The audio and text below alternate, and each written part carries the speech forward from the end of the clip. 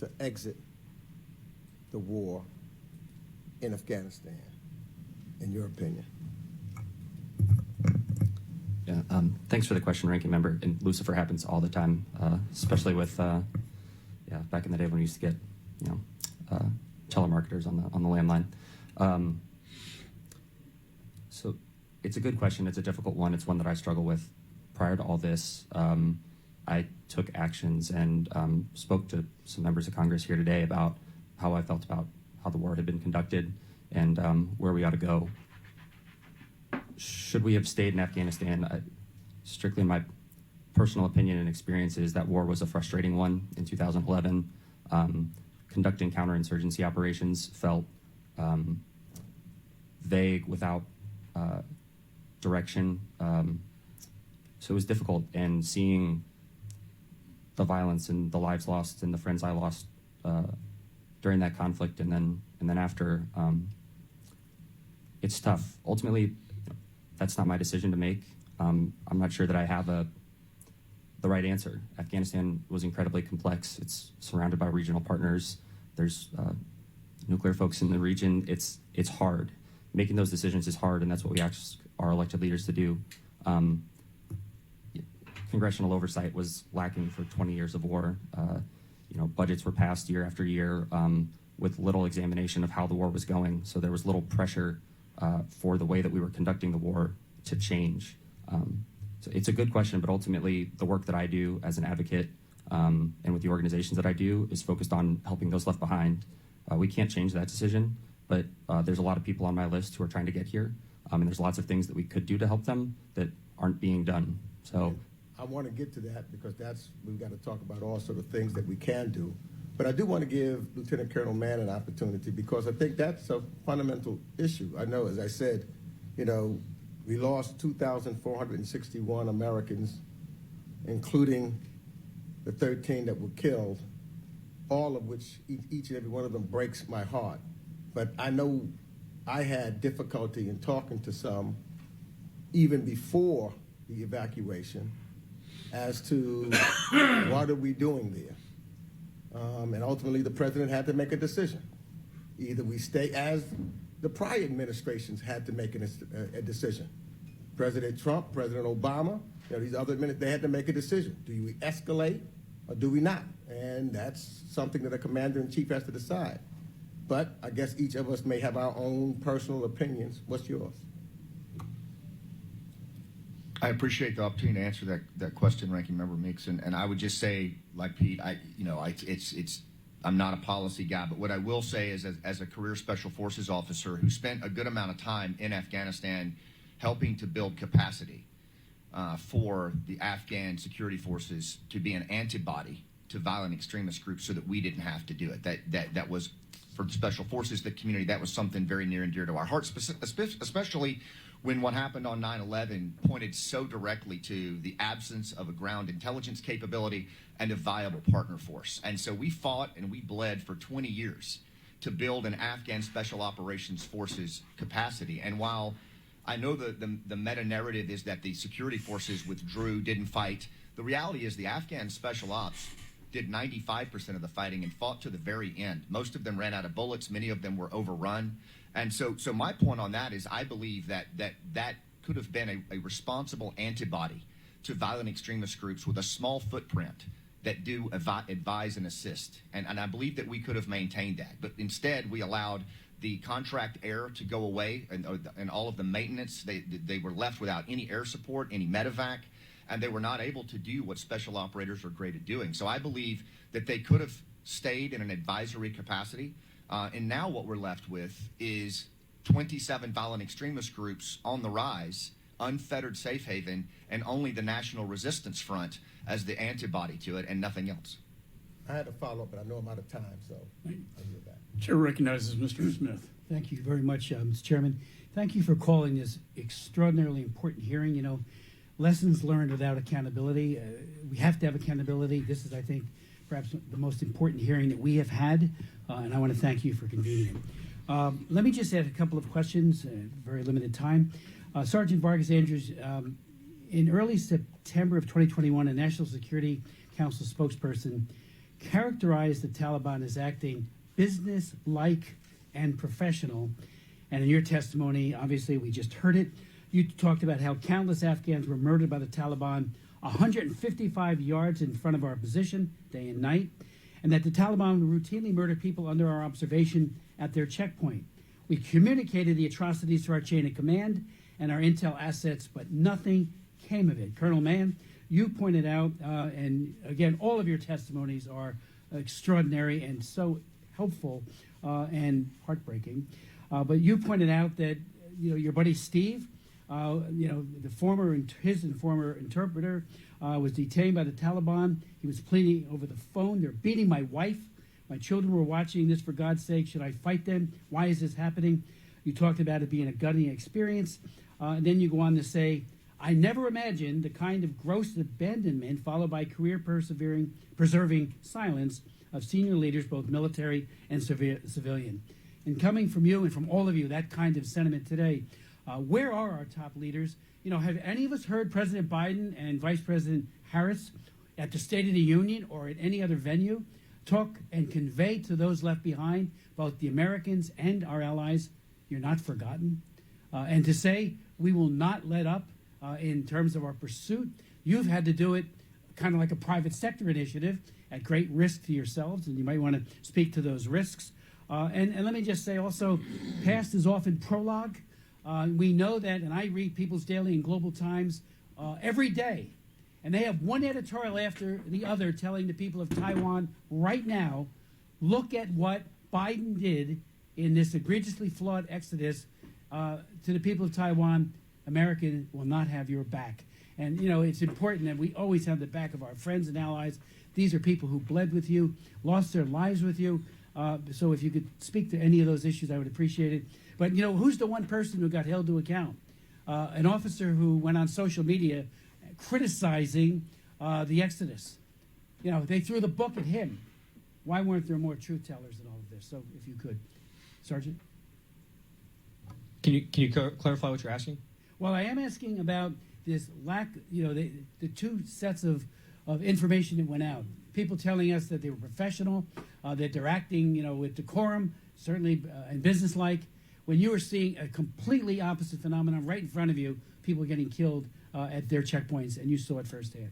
What I would say, the only thing professional about the Taliban is them professionally being able to brutalize and torture people. There was no sense of civility or being what you would consider a regular human being. Right. In that situation. I mean, the Taliban were out there doing what they've done best, as long as we've been at war with them, as long as they've been an organization. They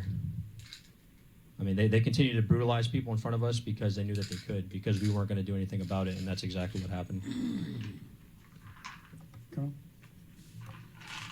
Congressman, I'll just speak to the personal and organizational responsibility piece.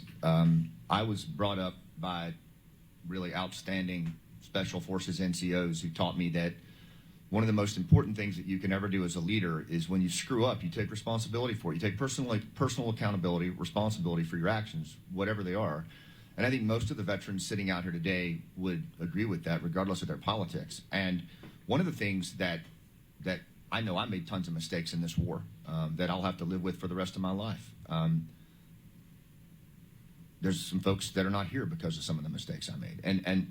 But I think where we are now is this moral injury that has been heaped upon not just our veterans, but our Gold Star family members, our families of the fallen, our military family members that are trying to look around right now and figure out what this was all about. What did this sacrifice matter?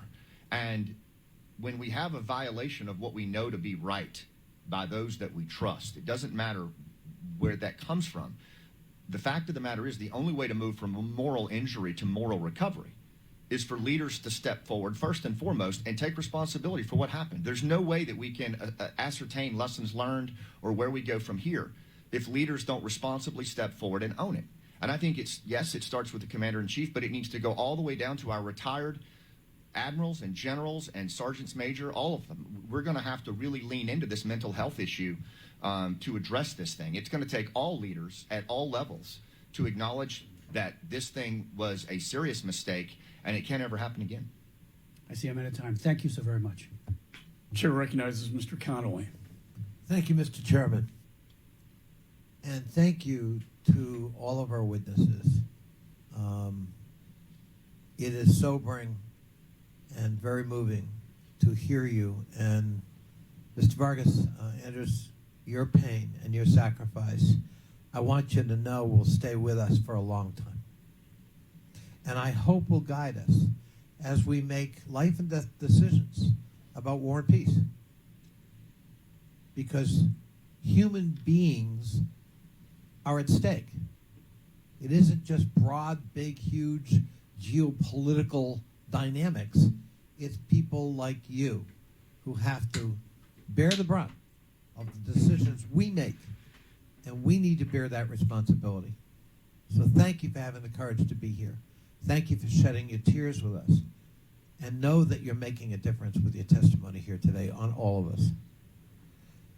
This hearing, and Lieutenant Colonel, I don't know your politics, but I think what you said needs to be taken to heart at several levels. But let me pick the one about the reputation of the United States with respect to being a faithful ally. I couldn't agree with you more. I think that's really important, and it goes back to 1975, at least, in the fall of Saigon, which, by the way, was very messy. Not a pretty sight at all. Talk about faithlessness. All kinds of people were left behind in a very ugly and public way. And for years thereafter, it remained chaotic. Boat people coming from Vietnam, primarily, to get away from the communist regime. And you're right to point out the question of, will we be faithful to the Kurds? And what is our obligation to those Afghans left behind? I also want to say, I hope this hearing doesn't descend into just let's pick on the other party's president, because that is a revisionist view of history and serves no purpose and does not bring honor to the table. As you said, Lieutenant Colonel, mistakes were made over a series of administrations, going back to George W. Bush deciding there were weapons of mass destruction and Iraq was a priority, and we took our eye off what we were trying to do in Afghanistan. It wasn't President Biden who decided to meet with the Taliban and to exclude the government we were supporting from those negotiations in Doha. It was President Trump. Imagine what that did to the Afghan morale in the military and their government. To know that the United States, their chief patron and supplier and ally and partner in the field, had decided to only meet with what you've just described as a murderous, torturing, amoral force at best, the Taliban. It wasn't President Biden who set an absolute withdrawal date. It was President Trump. And everything unraveled from that. President Biden inherited that. Yes, what happened in August of 2021 was messy and violent and something to be avoided at all costs if we could. But it didn't happen sui generis in August of 2021. It had a history. There was a context, and there were previous decisions made that led to that tragedy. And to try to now make this a partisan advantage cheapens the experience of so many who gave so much, including our Afghan allies. And I hope we keep that in mind, and I hope we can use this hearing to good purpose instead of narrow partisan political purpose, which in my view serves no purpose at all. Thank you, Mr. Chairman. I yield back. Gentleman yields back. The chair now recognizes Mr. Wilson. Thank you, Chairman Mike McCall and Ranking Member Greg Meeks. And we certainly appreciate the service of each of you and the other veterans who are here today. And I agree with President Donald Trump. and that is that the Afghan abandonment was the most colossal military and foreign policy mistake in the history of the United States. We had 13 of our service members murdered. We have had an unknown number of our allies and Americans left behind in Afghanistan to the murderous Taliban. It's inexcusable.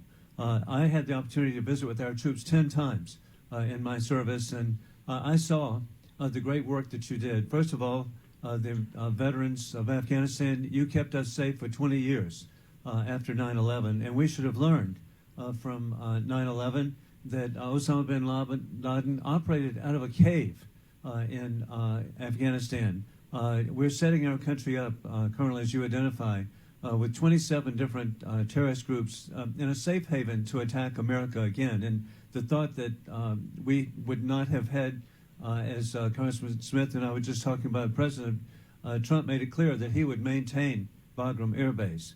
With that in mind, my 10 visits, I first went and there was rubble. The Soviets had destroyed the country up to the just one lane of traffic. I saw the roads clear. I saw the roads paved. I saw the sidewalks built. It was so inspiring to see young boys going to school in groups with baseball caps, and then to see young girls going to school in white scarves.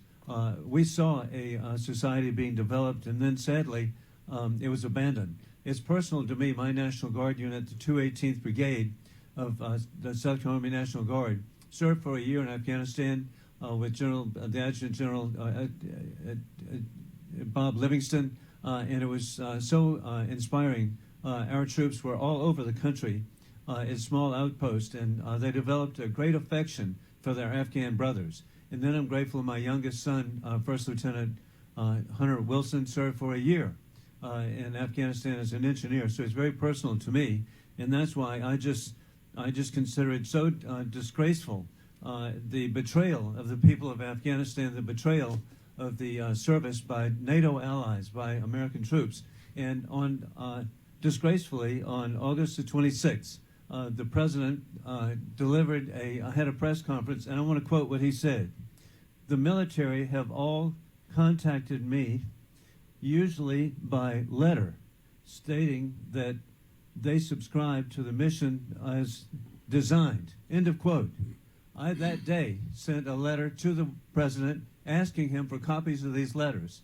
I know the letters don't exist. I have faith in the American military. And so every 2 months I've been asking for the letters. I've never got a response. And it would seem like to me the American media might be interested too. Where are these letters that designed this disgrace, which has paved the way for war criminal Putin to threaten and to invade Ukraine, to threaten by the Chinese Communist Party, to threaten Taiwan, to provide for the mullahs in Tehran, to plan for the vaporization of the people of Israel and the vaporization of the people of the United States. With that in mind, I'd like to ask a question to Sergeant Vargas Andrews and to Specialist Gunderson. Were the troops given clear and consistent direction as to who should be granted entry into the airport?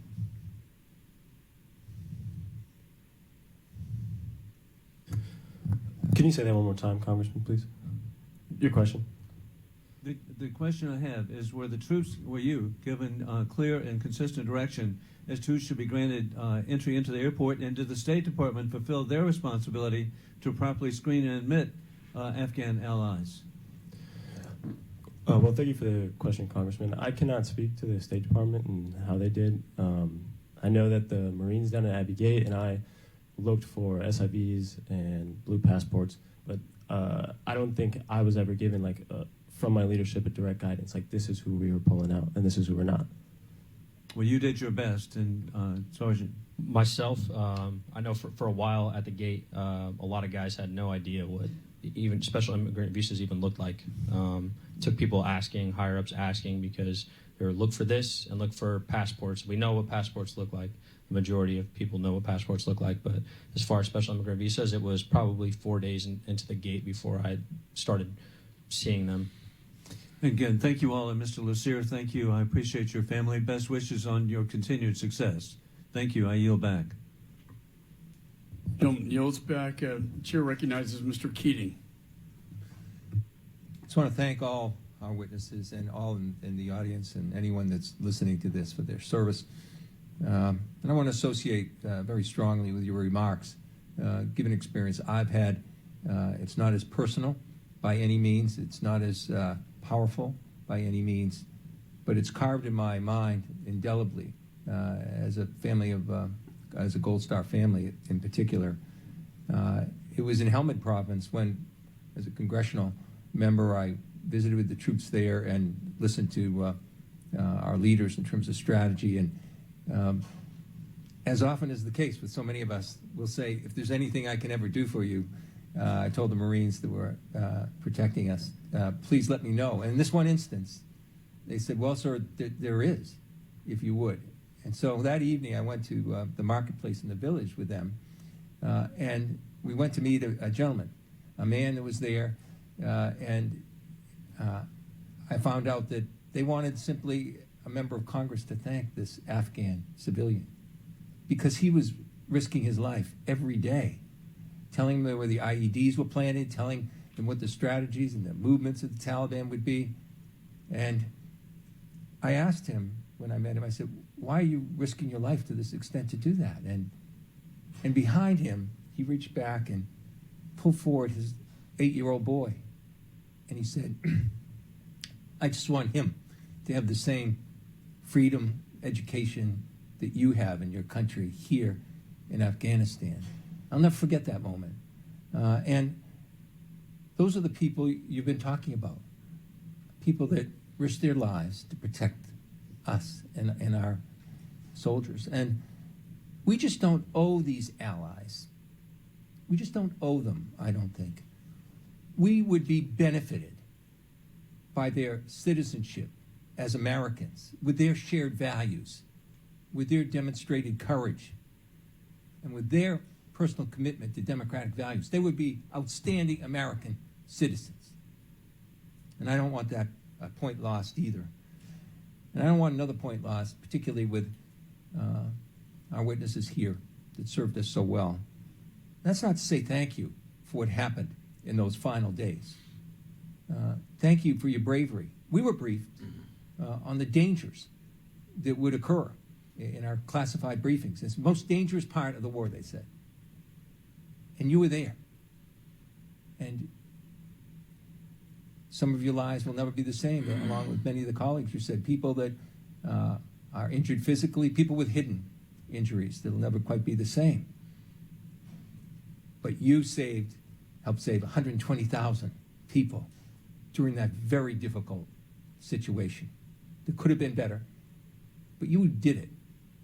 And there's 120,000 people just in those 15 days, 76,000 Afghans that were saved. Thank you. And that shouldn't be lost as we look at everything else and lessons learned. I know how difficult it was, not directly as you, but our office was 24/7, and I was on the phone. I was actually on the phone with an Afghan family talking to, I'll just call a U.S. official at the Abbey Gate. And as I was on the phone, explosions went off within their sight. And that's how dangerous this whole situation was. You experienced, and thank you for sharing so much more. But that commitment that we have, and I wasn't the only officer, other officers working, trying to extricate people, bring them here, get them beyond that danger and move them forward. But we worked together in doing that. We had direct effect with 62 individuals, and my staff was just didn't sleep. And one of them, by the way, left us this week and is going to go work for CARE. She was so moved as an Army veteran and person that worked in our office with this. She's now changed her career to help this, and that's important as well. And I hope we don't gather too much, but I'm running out of time. I'll just say this. The testimony, I read every word of it a couple of times, was very moving. Most important words that stuck out to me, beyond just looking at lessons learned or the bipartisan back and forth of whose fault it is. It's 21 years. There's a lot of fault to go around. But it was the words that Mr. Lucier said. It's not too late for us to evacuate our remaining Afghan allies and settle them in the United States. It's not too late. So I'll work with all of you, I pledge, not just as a co-sponsor, a proud co-sponsor of the Afghan Adjustment Act last Congress, and wanting to do that again in this Congress, and continuing to work with groups as we have like Afghan EVAC going forward. The purpose of this hearing, as was your purpose in serving, was to help other people. So let's take this hearing and put aside the who did it, and for once, in a bipartisan way, let's say, take the words that I just quoted Mr. Lucier of. It's not too late to go forward, and let's do that. And I yield.